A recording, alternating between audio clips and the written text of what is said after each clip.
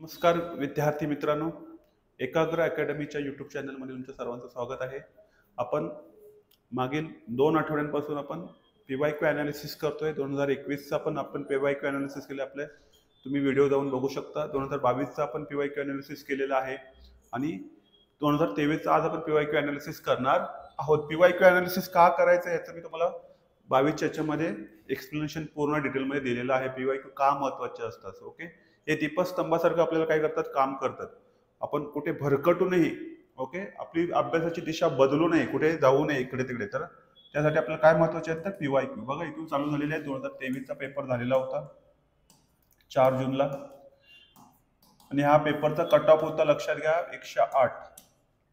Okay, general cut off किती होता? 108. Okay, त्यातल्या त्यात इकॉनॉमी हा महत्वाचा चॅप्टर असतो, डिसाइडिंग फॅक्टर होतो. ओके, बऱ्यापैकी मुलांना 15 हे क्वेश्चन थोडेसे टफ जातात इकॉनॉमीचे, पण थोडासा तुमचा अभ्यास असेल, कन्सेप्च्युअल तुमची कमांड असेल, ओके, फॅक्च्युअल डेटा तुम्हाला थोडंसं माहिती असेल तर इकॉनॉमीचे क्वेश्चन डोएबल असतात. ओके, वन बाय वन आपण त्याचं एक्सप्लेनेशन बघूया.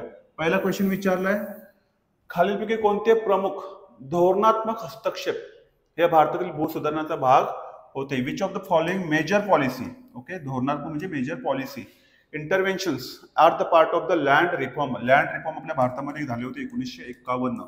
याचं रिझन काय होतं तर भारतामध्ये आपल्या काही जमिनी ठराविक लोकांच्या काय होत्या, हातामध्ये होत्या.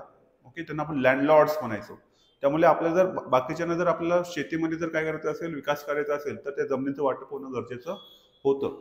ओके, सो मध्ये काय म्हटलंय, मग याच्यामध्ये काय काय पॉलिसी असू शकतात तर मध्यस्थांचं निर्मूलन करणं गरजेचंच आहे. जे मध्यस्थ होते, आपले एजंट म्हणतो आपण. कुल पद्धती सुधारणा करणं गरजेचे होते. बघा सर्व पॉझिटिव्ह वाटतंय, हे पण पॉझिटिव्ह, हे पण पॉझिटिव्ह आहे. जमीन धारणेवर कमाल मर्यादा निश्चित करणे, कमाल मर्यादा निश्चित करणे की प्रमाणापेक्षा जास्त जमीन एखाद्याकडे असू नये. ओके, म्हणजे आपल्याकडे मध्ये एक धोरण आलं होतं, कसेल त्याची जमीन. ओके, म्हणजे जो कसेल त्यालाच ती जमीन, त्याची ती काय असेल, जमीन असेल. सो कमी जमीन धारणेवर पण आपली काय कमाल मर्यादा निश्चित. भूधारणांचे एकत्रीकरण म्हटलं बघा, consolidation of land holdings. So अशा पद्धतीने हे काय म्हटलंय, सर्वच्या सर्व काय आहेत, महत्वाची काय आहेत, पॉलिसी आहेत, लक्षात ठेवा. सो पहिल्या क्वेश्चनचं उत्तर काय आहे तर 4. पुढे म्हटलं डायरेक्ट क्वेश्चन होता फॅक्च्युअल, अन्नपूर्णा योजनेचे. ओके, 11व्या योजनेमध्ये आपण हा म्हणजे पंचवार्षिक योजनेमध्ये हा क्वेश्चन येतोय, बघा येतोय. पंचवार्षिक योजनेमधला हा क्वेश्चन आहे, 11वी पंचवार्षिक योजना. अन्नपूर्णा योजनेचे लाभार्थी कोण आहेत, लाभार्थी कोण असू शकतात? आता इथे आपल्याला 4 ऑप्शन दिलेत. आपल्याला 1 2 3 3 4 असं काही दिलेलं नाहीये. शाळेतील मुली, ठीक आहे, आपण म्हणू शकतो. प्रासंगिक कामगार आणि निवृत्ती सैनिक तर नाही. तर काय आहे, राष्ट्रीय वृद्धापकाल निवृत्ती वेतन योजनेखालील नाहीत असे ज्येष्ठ नागरिक. ओके, यांच्यासाठी आपण काय केलं होतं, म्हणजे त्यांना निवृत्ती वेतन भेटत नाही, यांच्यासाठी आपण काय केलं होतं, अन्नपूर्णा योजना राबवली आहे. ओके, कुणासाठी? राष्ट्रीय वृद्धापकालात निवृत्ती वेतन, निवृत्ती वेतन योजनेखाली जे येत नाहीत आणि जे ज्येष्ठ नागरिक आहेत, ओके, त्यांच्यासाठी ही योजना राबवलेली होती. आणि आयोग अशा वेळी जर एक समजणं, एक मोठं स्टेटमेंट दिसतंय, जर झिरो नॉलेज असेल आपल्याला, सॉरी, एक झिरो नॉलेज असेल की बाबा काहीच आठवत नाही, पण आयोगाचं बघा उत्तर कसं समजू शकतं की मोठं एवढं काही द्यायची गरज नाहीये. ओके, एक लॉजिक जर वापरलं आपण, एवढं स्टेटमेंट द्यायचं, हे जर हा जर उत्तर नसतं तर एवढं द्यायची गरजच नाही. तर याच्यावर समजतं की हे उत्तर असावं जर झिरो नॉलेज असेल याच्याबद्दल. तर तुम्ही ते गेस करू शकता की हे उत्तर असलं पाहिजे, कारण का हा जर ऑप्शन नसता, म्हणजे उत्तर नसतं, तर एवढं मोठं द्यायची गरजच नसते.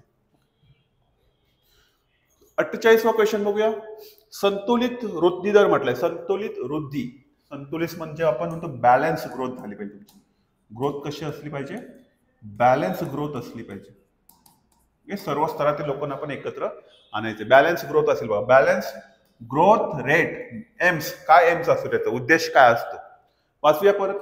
लक्षात घ्या, किती क्वेश्चन सोपा असू दे, ऑप्शन व्यवस्थित रीड करायचे. काही ब्लंडर असू शकतो, तो ऑप्शन व्यवस्थित रीड करा, किती सोपा क्वेश्चन असतो. ओके, बघा एक एक ऑप्शन इलिमिनेट करत जायचं.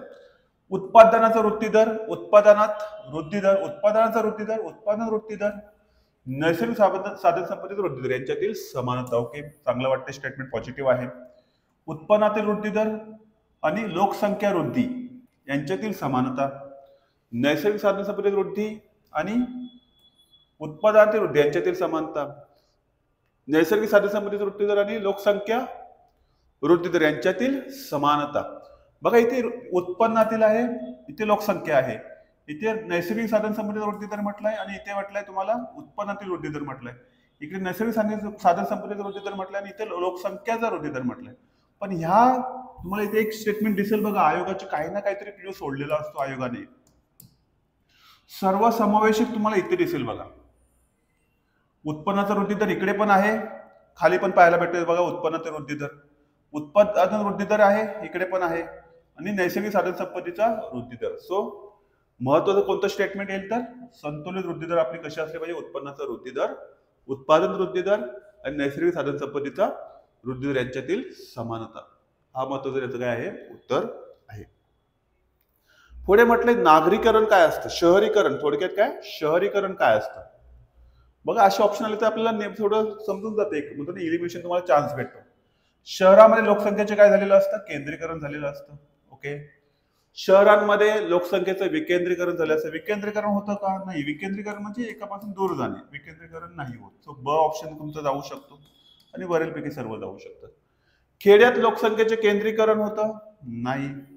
लोकसंख्येच्या घनतेत काय होते, वाढ होते. सो दोन ऑप्शन इलिमिनेट झालेले आहेत, क आणि ब. मग राहिलं काय तुमच्याकडे अ आणि ड. केंद्रीकरण शहराबागेत. शहरीकरण कशाला म्हणतो, ज्या ठिकाणी लोकसंख्येची घनता वाढते. आपल्याकडे थोडेसे त्याचे क्रायटेरिया आहेत. ज्या ठिकाणी शहर कोणाला म्हटलं जातं, ज्याची घनता कितीपेक्षा जास्त असते, 400 पेक्षा जास्त असते. लक्षात ठेवा क्रायटेरिया कशासाठी, पुढे जाऊन क्वेश्चन विचारू शकतो. शहर ह्या क्रायटेरिया काय आहे, क्रायटेरिया तर 400 पेक्षा काय घनता असली पाहिजे. ते 400 म्हणजे दर 1000 चौरस किलोमीटरला 400 पेक्षा लोक तिथे राहिली पाहिजे. ओके, आणि 75% लोक, किती टक्के लोक, 75 लोक हे नॉन ऍग्रिकल्चर बिझनेस मध्ये काय पाहिजेत, इन्व्हॉल्व पाहिजेत. तर त्या ठिकाणी आपण काय म्हणू शकतो, शहरीकरण झालेलं आहे असं म्हणू शकतो. शहरीकरण दुसरा शब्द काय असतो, आपण नागरीकरण म्हणतो, अर्बनायझेशन. त्याचं उत्तर काय असणार आहे, अ आणि ड. केंद्रीकरण खेड्यात काय आहे का, मग आपण सहज इलिमिनेट करू शकतो, म्हणजे हे जाऊ शकतं. आता लोकसंख्येचे विकेंद्रीकरण होते म्हणजे फैलणे इकडे तिकडे. सो हे नाही, हे पण असू शकत नाही. पुढे बघूया 50वा क्वेश्चन काय आहे म्हटलं, अटल पुनरुज्जीवन व शहरी परिवर्तन, त्याला अमृत योजना म्हणून, विशेष खालीलपैकी कोणते विधान बरोबर नाही. पूर्ण स्टेटमेंट का वाचणं गरजेचं आहे. ओके, पूर्ण स्टेटमेंट का वाचणं गरजेचं आहे. बघा ही योजना वाचायची पूर्ण. इथे बरोबर नाही शब्द म्हटलेला आहे. नाही शब्दावर आपला काय असला पाहिजे, फोकस असला पाहिजे. अमृत हे भारत सरकारचे प्रमुख अभियान आहे, याच्यामध्ये चुकीचं सांगण्यासारखं काहीच नाहीये. गृहनिर्माण शहरी व्यवहार मंत्रालय यांनी सुद्धा हे सुरू केलेलं आहे. येस, ओके, आपल्या शहरामध्ये परिवर्तन घडवून आणायचे, तिथल्या स्वच्छतेच्या सुविधा. ओके, स्वच्छतामध्ये आपल्याला काय करायचे, म्हणजे जी अस्वच्छता असेल ती काढून टाकायची, स्वच्छता वाढवायची, पाणी पुरवठा करायचा आपल्याला. ते देशभरातील शहरांमधील पाण्याच्या पुरवठ्याची आव्हानं सोडवतं. आणि 25/2/2015 मध्ये देशातील 500 शहरांमध्ये ते कार्यान्वित करण्यात आलेलं आहे. बघा लक्षात घ्या, फक्त पाण्याच्या पुरवठ्याची आव्हानं सोडवत नाही, तर हे स्टेटमेंट चुकीचं. बाकी सर्व गोष्टी याच्यामध्ये होतात. अटल पुनरुज्जीवन शहरी परिवर्तन अभियान. ओके, फक्त पाण्याच्या नाही, म्हणून हे स्टेटमेंट काय होतं, चुकीचं होतं. ज्यावेळी हे मुलं एक्झाम देत होते त्या मुलांना वाटलं होतं असेल की आयोगाने इथे फसवलं असेल, कशामध्ये, त्याच्यामध्ये. पण आयोगाने तिथे फसवलं नव्हतं. आयोगाने कुठे फसवलं होतं, तुम्हाला तिसऱ्या ऑप्शन मध्ये फसवलेलं होतं. त्याचं उत्तर काय आहे, तिसरं. ओके, हे उत्तर असणार आहे. अतिशय महत्वाचा दारिद्र्यावरचा क्वेश्चन मी तुम्हाला लास्ट अनालिसिस मध्येच बोललो की दारिद्र्य हा टॉपिक तुमच्यासाठी काय असला पाहिजे, महत्वाचा असला पाहिजे. दारिद्र्य, पॉवर्टी. ओके, सर्व अभ्यास करून ठेवा. पॉवर्टीवर एक क्वेश्चन असतो म्हणजे असतो. जेव्हा म्हटलं एखाद्या कुटुंबाचा वंचितता गुणांक टिंब टक्के किंवा त्यापेक्षा अधिक असतो, त्यावेळी हे कुटुंब अधिक अंगाने काय असतं, दारिद्र्य मानलं जातं. तर त्याचं उत्तर काय आहे, 33.33. लक्षात ठेवा, 33.33. त्याचे क्रायटेरिया असे आहेत, 0 ते 9. ओके, 9 ते 19 आणि 19 ते 35. ओके, आणि 35 ते 50. हा त्याचा काय आहे, क्रायटेरिया आहे. सो किती टक्केपेक्षा जास्त पाहिजे, 33% जास्त. याचं उत्तर काय असणार, 33.33. पुढे म्हटलं 1991 पासून ज्यावेळी आपण एलपीजी धोरण काय केलं, चालू केलं. हा एक क्वेश्चन लक्षात घ्या मित्रांनो, हा एमपीआयचा क्वेश्चन आहे. कुठला? आपल्याकडे महत्वाचे इंडेक्स आहेत, 3-4 इंडेक्स तुमची अभ्यास करता आला पाहिजे. तुम्हाला येणाऱ्या एक्झाम मध्ये याच्यावर क्वेश्चन विचारला जाऊ शकतो. एक तुम्हाला माहिती आहे global hunger index, human development index आणि एक MPI multi dimensional poverty index. हे 3 इंडेक्स इकॉनॉमीमध्ये अतिशय महत्वाचे आहेत, अतिशय म्हणजे अतिशय महत्वाचे आहेत. याचा अभ्यास करून ठेवायचा. Global hunger index, human development index आणि मल्टी डायमेन्शनल पॉवर्टी इंडेक्स. याचं उत्तर आहे 33.3. ओके, म्हटलंय पुढे पुढचा क्वेश्चन बघा. 52वा क्वेश्चन. जुलै 1991 पासून अर्थव्यवस्थेची पुरवठा बाजू सुधारण्यासाठी व्यापक उदारीकरणाचे, ज्याला आपण लिबरलायझेशन म्हटलं जातं, लिबरलायझेशन, कोणते उपाय लागू केले जात आहेत म्हटलेलं आहे. तर व्यापार आणि भांडवल प्रवाह सुधारणा. येस, भांडवलाचं सर्क्युलेशन झालं पाहिजे. निर्गुंतवणुकीला आपण काय केलंय, निर्गुंतवणुकीला आपण म्हणतो डिसइन्व्हेस्टमेंट. आणि सार्वजनिक उद्योग सुधारण्याच्या मध्ये आपण केले. परवानगी दिली आपण इतर कंपन्यांना, एमएनसीना आपण काय केलं, मल्टीनॅशनल कंपनीजना आपण काय केलं, अलाव केलेलं आहे. सो ठीक आहे, औद्योगिक विनियंत्रण आपल्या शब्द समजत नसेल आपण तसंच सोडून देऊया. मला अ तर ऑप्शन मध्ये पाहिजे, म्हणजे हा गेला, 3 आहेत. मला क पण पाहिजे ऑप्शन मध्ये, मग हा ऑप्शन गेला. हे आहेत 3. वित्तीय क्षेत्रात काय झाली पाहिजे, सुधारणा झाली पाहिजे, म्हणून आपण नरसिंहन समिती आपण काय केली होती, स्थापन केलेली होती. लक्षात घ्या. सो मला ड पण ऑप्शन मध्ये पाहिजे. आता ड इथे नाहीये, सो माझं उत्तर काय असणार आहे, ब हॅज टू बी करेक्ट. ब has to be correct. So elimination is important. Elimination काय आहे, इम्पॉर्टंट आहे, लक्षात घ्या. इलिमिनेशन प्रत्येक गोष्ट माहिती असते असं नाहीये. 53वा क्वेश्चन सोपा आहे, थोडा कन्सेप्च्युअल आहे, फॅक्च्युअल इथे क्वेश्चन येत नाहीये जास्त. बघा, विविध योजना, कारण का राज्यसेवेचा पेपर आहे, हा जर कंबाईन बी किंवा सीचा पेपर असेल तर तुम्हाला एक फॅक्च्युअल क्वेश्चन विचारले असते की राष्ट्रीयकरण कधी झालेलं आहे बँकांचं, 14 बँकांचं राष्ट्रीयकरण कोणत्या साली झालेलं आहे. ओके, आरबीआयचं स्थापना कधी झालेली आहे, तिचं राष्ट्रीयकरण कधी झालेलं आहे, एसबीआयची स्थापना कधी झालेली आहे, नाबार्डची स्थापना कधी झाली आहे, असे फॅक्च्युअल क्वेश्चन कंबाईन ग्रुप बी आणि ग्रुप सीला विचारलं जातं. पण राज्यसेवेला कन्सेप्च्युअल असं. विविध योजना, आपल्याकडे खूप साऱ्या योजना झालेल्या आहेत. ओके, भारतात 1973 पासून खूप साऱ्या योजना शिकवलेल्या आहेत किंवा आलेल्या आहेत. ओके, राबवलेल्या आहेत. नियोजनाची दीर्घकालीन उद्दिष्टे खालीलपैकी कुठून दिसून येतात. बघा, नियोजनाची दीर्घकालीन उद्दिष्ट कुठे कुठे कशा सेक्टरमध्ये असू शकतात, काय असू शकतं उद्दिष्ट आपली. आर्थिक वृद्धी असलीच पाहिजे, आत्मनिर्भरता, आपण सेल्फ रिलायन्स असलाच पाहिजे. मला अ पाहिजे उत्तरामध्ये मला काय पाहिजे, अ पाहिजे. बेकारी निर्मूलन म्हणजे बेरोजगारी आपल्याला कमी करायची आहे. ओके, सो ब हॅज टू बी करेक्ट. ब ला पण पाहिजे मला. मग ब जर पाहिजे असेल तर बघा, बाकीची वाचायची गरज लागणार नाही तुम्हाला. गरिबी निर्मूलन झाली पाहिजे. समावेशक आणि शाश्वत वृद्धी असली पाहिजे, आपली 12वी योजना आहे. ओके, गरिबी निर्मूलन आपण 5व्या योजनेमध्ये काय केलं, उद्दिष्ट टाकलेलं आहे, लक्षात ठेवा. सो बघा, एक कॉमन सेन्स लागतो. काय लागतो, कॉमन सेन्स लागतो. इथे निगेटिव्ह असं काही वाटत नाही. ओके, सो 3-4 ऑप्शन काय आहेत, बरोबर आहेत. पुढचा क्वेश्चन, हा सुद्धा क्वेश्चन कसा आहे, छान, एक कन्सेप्च्युअल क्वेश्चन आहे. ओके, तुमची कन्सेप्च्युअल क्लॅरिटी चांगली असली पाहिजे. योजना निर्मिती, आपल्याकडे योजना निर्मिती कोणत्या, 5 इयर प्लॅन. यशासाठी पुढील बाबीची गरज असते. नियोजन आयोग असला पाहिजे. यस, आकडेवारी स्पष्ट असली पाहिजे, किती बेरोजगारी आहे, किती दारिद्र्य आहे, उद्दिष्ट आपल्याकडे फिक्स असली पाहिजेत. ओके, अ आहे पाहिजे, अ सर्व ठिकाणी आहे. लक्ष पाहिजे आपले, टार्गेटेड, काय लक्ष आहे आपलं, किती संसाधन आहेत आपल्याकडे. सो ठीक आहे, हे पण असलंच पाहिजे उत्तरामध्ये. अ आणि ब कुठे दिसतंय तुम्हाला, आहे अ आणि ब, इकडे पण आहे, ब पण इकडे पण आहे. अभ्रष्ट आणि अभ्रष्ट म्हणजे जे भ्रष्ट नाहीये, सरकार कसं पाहिजे आपल्याला, अभ्रष्ट पाहिजे, भ्रष्ट नको आहे. कार्यक्षम प्रशासन पाहिजे. ओके, एखादी योजना जलद गतीने कशी लोकांपर्यंत पोहोचवता येईल. योग्य विकास धोरण असलं पाहिजे. काय has to be correct. Okay, परत हे गेला ऑप्शन, राहिलं काय तुमच्याकडे, अ ब क आणि अ ब क ड. ड बघूया, प्रशासन काटकसर आणि शिक्षणाचा पाय. उगाच नको तिकडे खर्च करायचा नाहीये.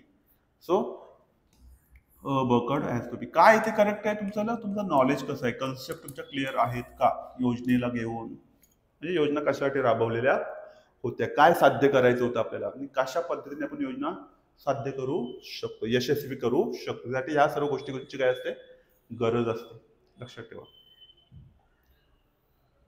पुढचा क्वेश्चन आहे, अतिशय महत्वाचं स्टेटमेंट आहे, वारंवार क्वेश्चन विचारतो याच्यावर, राज्यसेवा मेन्सला वगैरे क्वेश्चन विचारलेला आहे.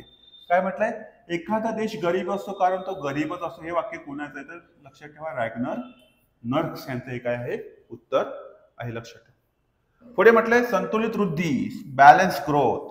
महत्वाचा शब्द काय आहे, बॅलन्स ग्रोथ. याला सर काय करायचं, पहिल्यांदा अंडरलाईन करून घ्यायचं, लक्षात ठेवा. Balance growth. टिंबटिंबामध्ये संतुलनाची काय आहे, बॅलन्सची गरज आहे. कशामध्ये, कोणकोणत्या याच्यामध्ये काय असले पाहिजे, तुमचे संतुलन असलं पाहिजे. बघा इथे म्हटलं उपभोग्य वस्तू आणि औद्योगिक वस्तू. काही मुलं म्हणतील एक ठीक असलं पाहिजे बॅलन्स. भांडवली, म्हणून म्हटलं पहिल्यांदा पूर्ण स्टेटमेंट काय करायची, वाचून घ्यायची.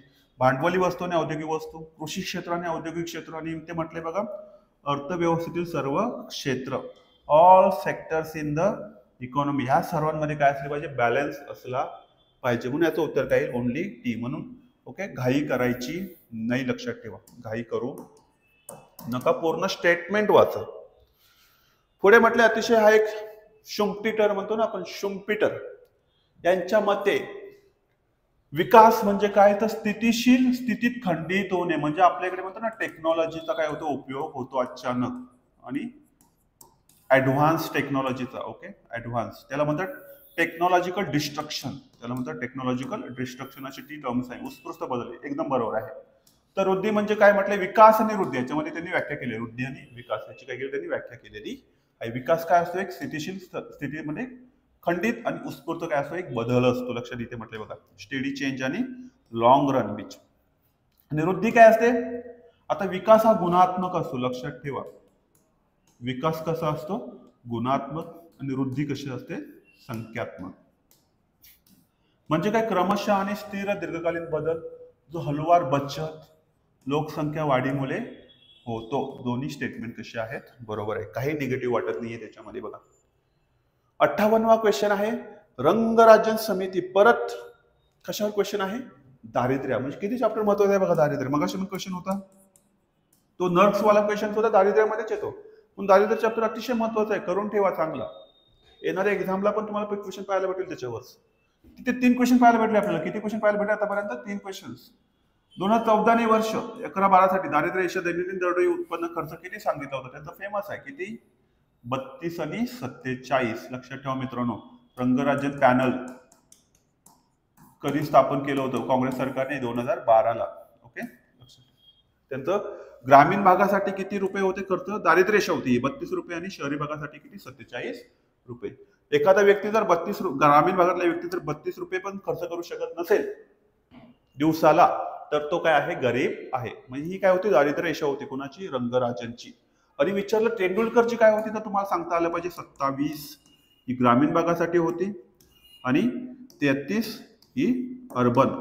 लक्षात ठेवा, ही कोणाची दारिद्र्य रेषा आहे, तेंडुलकर,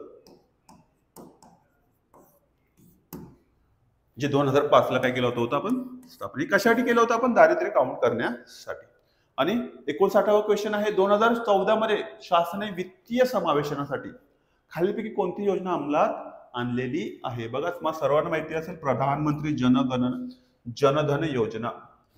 प्रधानमंत्री जनधन योजना 28 ऑगस्ट 2014 आयोगाने डायरेक्ट क्वेश्चन पण याच्यावर विचारलाय. कोणत्या योजनेवर, की प्रधानमंत्री जनधन योजना कोणत्या दिवशी राबवण्यात आली, कोणत्या दिवशी सुरुवात झाली, कोणत्या दिवशी, 28 ऑगस्ट 2014. याचं उत्तर काय आहे, प्रधानमंत्री जनधन योजना. काही जण मुलं वरल सरपैकी सर्व म्हणतील, पण नाही. ओके, तीच होती 2014 मध्ये योजना. कोणती, प्रधानमंत्री. आणि प्रधान आपल्याकडे जे आता सध्याच्या आपल्याकडे जी योजना राबवली जातात त्या प्रधानमंत्री नावाने राबवल्या जातात. पीएम कौशल्य योजना, पीएम स्वनिधी आहे, आत्मनिर्भर भारत योजना वगैरे सर्व प्रधानमंत्र्यांच्या नावापुढे पीएम पुढे लावला जातो. जेंडर बजेट म्हणजे काय, लास्ट 2022च्या क्वेश्चनला पण होता हाच क्वेश्चन सेम, आणि परत रिपीट झालेला आहे 2023ला. म्हणून बघा PYQ का महत्वाचे आहेत. ज्यांनी 2022चा अनालिसिस चांगलं केलं होतं असेल त्यांना हा क्वेश्चन काय गेला असेल, सोपा गेला असेल. ओके, म्हणून PYQ का महत्वाचे आहेत. पुरुषांसाठी वेगळा अर्थसंकल्प अजिबात नाही, जेंडर बजेट. महिलांसाठी वेगळा अर्थसंकल्प ठीक आहे, असू शकतो. सामान्य अर्थसंकल्पात पुरुषांसाठी स्वतंत्र तरतुदी, पुरुषांसाठी तर अजिबात नाही. जेंडर बजेट हा फक्त कुणासाठी आहे, महिलांसाठी आहे, लक्षात घ्या. मग पुरुष आपण काय केलेलं आहे, कट केलेलं आहे. सामान्य अर्थसंकल्पात महिलांसाठी काय असतात, स्वतंत्र तरतुदी असतात. लक्षात ठेवा, आपल्याकडे वेगळा असं काही बजेट मांडला जात नाही, पण सामान्य अर्थसंकल्पात आपण काय करतो, महिलांसाठी विशेष तरतुदी ठेवतो, म्हणून त्याला काय म्हणतात, जेंडर बजेट.